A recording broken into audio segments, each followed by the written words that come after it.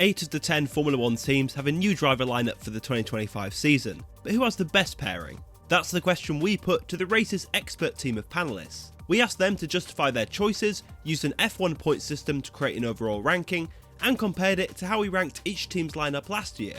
The ranking is on the quality of the lineup alone, irrespective of the machinery that they'll have at their disposal this season. Let us know your ranking in the comments, but for now, we're kicking things off with the weakest lineup of 2025. Yuki Tsunoda and Isaac Hadjar, 13 points, down 3 places. They might provide the most entertaining radio messages of 2025, but Red Bull's slightly renamed second team takes the wooden spoon on this list. You could argue Red Bull only promoted Isaac Hadjar because it needed Liam Lawson in the senior team, and because its interest in capturing Franco Colapinto from Williams waned. So the last minute nature of Hadjar's call-up means he's heading into 2025 as the least prepared rookie, and that hurts this lineup's ranking. Yuki Tsunoda has improved massively since his erratic rookie year in 2021, helping end Daniel Ricciardo's F1 career and besting teammate Lawson, who beat him to promotion to the senior team. But just like Red Bull, we're snubbing Tsunoda too, especially when you compare him to other team leaders in the midfield. Add that together with Hadjar's rawness, and this is only just the worst of a really stacked set of lineups. 9th Alpine, Pierre Gasly and Jack Doohan, 27 points, down 4 places. No team has suffered as big a drop in our rankings year on year as Alpine. That isn't because of Pierre Gasly, who has become one of F1's standout midfield drivers, having won a bitter intra-team battle with the now exiled Esteban Ocon. The drop in this lineup's position is all because of Alpine's faith in the driver it chose to promote for 2025 in August last year, or should we say, lack of faith. Jack Doohan did a respectable if unremarkable job during a surprise early debut in the 2024 Abu Dhabi Grand Prix, but already before then there was speculation that Alpine could turf him out before he'd even made his debut in order to make space for Williams' star stand-in Colapinto. That speculation cooled, but the doubts over Doohan linger for us and probably for Alpine too. Flavio Briatore's never shy of a cutthroat move, and with Colapinto, Sergio Perez and Valtteri Bottas all looking for a way back onto the grid, we can't even be sure this lineup will see out the season. 8th Aston Martin, Fernando Alonso and Lance Stroll, 36 points, down 2 places. Aston Martin's only one of 2 teams to keep the exact same lineup as last year, but it's dropped 2 places down our order, mainly due to the strengthening of other pairings. There's the elephant in the room too, as with any conversation about Aston's driver lineup, the underperforming second driver with job security that doesn't match his ability. Lance Stroll is coming off the back of arguably his worst F1 season ever, having failed to score in the final 11 rounds of 2024. There weren't any signs of the moderately impressive peaks of 2023, which included Stroll's strong bounce back from a preseason injury. Fernando Alonso is doing the heavy lifting here, and even at 43 years old, he's still one of F1's top operators, who is single-handedly making Aston's performance level merely disappointing rather than embarrassing. Well, unless of course Stroll is providing such weak competition that it's covering up any signs of decline or belligerence in Alonso. 7th Sauber, Nico Hülkenberg and Gabriel Bortoleto, 38 points, up 3 places. What we rated as F1 2024's weakest lineup has been binned, with the signing of Nico Hülkenberg and Gabriel Bortoleto boosting Sauber's lineup 3 places. Hülkenberg re-established his reputation as one of the midfield's best drivers at Haas, earning a 3-year deal with the Sauber team that will become Audi as early as April last year. And Bortoleto is the most impressive Formula 2 champion since Oscar Piastri blew everyone away in 2021. Bortoleto hasn't had the benefit of an extensive private testing program that some of his fellow rookies have, and unless it makes a big leap up the pecking order, Sauber isn't going to be an easy place for him to make his debut. Still, this is a great mix of an experienced operator and an exciting rookie who probably aren't going to get the machinery they deserve. 6th Haas, Esteban Ocon and Ollie Behrman, 54 points, up 2 places. Ollie Behrman's 3 2024 cameos were good enough for us and Haas to largely ignore his horror show of a second Formula 2 season when assessing his F1 potential. Given the pace he showed versus Hülkenberg in Baku and Brazil, you can argue Behrman has a higher ceiling than either of Haas's 2024 drivers, and his 2024 head start means he's by far the best prepared of any of this year's rookie crop. Ocon had a horrific end to his Alpine stint, with complaints of a slower car compared to teammate Gasly and a series of hefty intra-team defeats. But Haas can give him the fresh start he needs and a chance to prove that he was far better than those Alpine woes last year made him look. At his best, Ocon is still a highly effective midfield operator who regularly gave Alonso a headache at Alpine and, in the right circumstances, can produce a huge giant killing result like his win in Hungary in 2021 or second in Brazil in 2024. And Behrman's looking that good that Ocon will have to be the best version of himself to remain Haas's spearhead.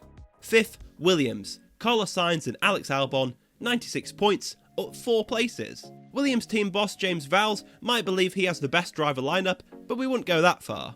Williams is still the biggest improver on our list versus last year though, with Carlos Sainz's arrival making this the midfield's strongest lineup by some margin. Sainz comes off the back of his most impressive year at Ferrari, where he was closer than ever to Charles Leclerc over a single lap, and won 2 races despite finding out he was out of a job before the season started. Alex Albon's 2024 wasn't his best, with some unusual intra-team Williams defeats courtesy of Colapinto, fewer peaks than in 2023, and more crashes than we used to. But Albon is still one of the strongest drivers in the midfield, an almost totally rebuilt version of the driver who Max Verstappen obliterated at Red Bull. Albon just has to prove that he can cope with having a competitive teammate alongside him for the whole season, because that's exactly what Sainz will provide. 4th, Red Bull, Max Verstappen and Liam Lawson, 100 points, no change. Max Verstappen has a brand new teammate, that hasn't helped Red Bull move up our rankings, something that has nothing to do with the 4-time world champion. Verstappen is an all-time great, he's topped our individual driver rankings 4 years in a row, and it's going to be incredibly tough for any driver to topple him in a title fight without a clear-cut car advantage. Red Bull is only 4th because of Lawson, who after just 11 Grand Prix is going up against F1's toughest teammate.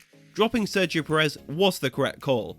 He was performing so badly, change was necessary, but there's no guarantee that Lawson will be a significant upgrade or avoid sharing Perez's doomed fate. You could make an argument that, whoever the teammate is, having Verstappen means you have the best lineup in F1 by default, but Lawson's level being such an unknown, and the lesson of Red Bull's Constructors' Championship defeat in 2024, mean this lineup just can't match the top 3.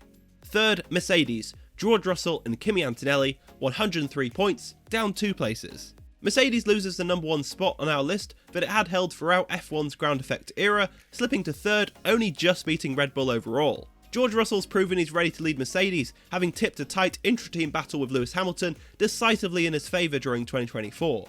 But just how much of that was Russell's brilliance, and how much was Hamilton's very specific struggles with this generation of F1 cars, plus him counting down the days to his Ferrari switch? Russell now has a very different teammate in 18-year-old Kimi Antonelli, someone who Mercedes rates extremely highly.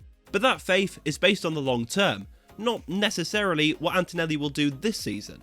Antonelli has had an extensive testing program to help him prepare for F1, but as his crash on his practice debut in Monza showed, there's going to be plenty of rough edges. The potential ceiling is huge though, more so than Lawson's or either Williams driver, hence Mercedes beating both those lineups in this list. But there are still a few too many question marks for Mercedes to trouble a very clear top 2 on our list. 2nd, McLaren, Lando Norris and Oscar Piastri, 158 points, up 1 place. McLaren's Lando Norris-Oscar Piastri lineup climbs 1 place in our ranking for the 2nd consecutive year. This is a well-balanced, now title-winning lineup, with Piastri a proven race winner, and Norris getting closer to Verstappen than any other driver did last year. So why isn't McLaren our number 1? Our main concern is Piastri's 1-lap speed, something that didn't take the necessary step last year, leading to a heavy intra-team qualifying defeat to Norris. Plus, Norris is still lacking that final edge to make him one of F1's elite drivers. The scene of his title challenge collapse in Brazil last year was a perfect microcosm of Norris's remaining weaknesses. A blindingly quick pole lap that was progressively undone, first by a poor start and then a critical error on the safety car restart later in the race on a day Verstappen was a class above. It's still a superb lineup, one that we feel will become increasingly difficult for McLaren to manage this year with 2 potential title contenders in the same team. But for now, there's one blockbuster lineup that's just that little bit better. First, Ferrari, Charles Leclerc and Lewis Hamilton, 183 points, up 1 place. F1's most successful driver ever, plus arguably F1's fastest driver over a single lap, equals what we think is the best lineup in F1 2025. This would have been an easy pick at the start of 2024, but Hamilton's largely miserable end to his Mercedes stint inevitably puts a question mark over this lineup, especially over Hamilton's worsening 1-lap speed with this generation of cars. Were Hamilton's struggles with the 2024 Mercedes the outlier, or were they the start of a terminal decline in his abilities? His 2024 highs were still superb, Silverstone and Spa showed he's still capable of world-class performances in this era of F1. And this is still Lewis Hamilton we're talking about here, a 7-time world champion who will do everything in his power to finally capture title number 8 with a Ferrari team that's broken the bank to secure his services. And even if Hamilton's delivery is uncertain, there can be no doubt that champion-in-waiting Leclerc will perform in 2025. We rated him as last season's best driver, not named Max Verstappen, and think that with the right car, he'd give Verstappen more of a challenge than any other driver on the grid. So you have the guaranteed huge upside of Leclerc with the potentially super team forming quality of Hamilton that makes this lineup impossible to overlook as F1's best duo right now.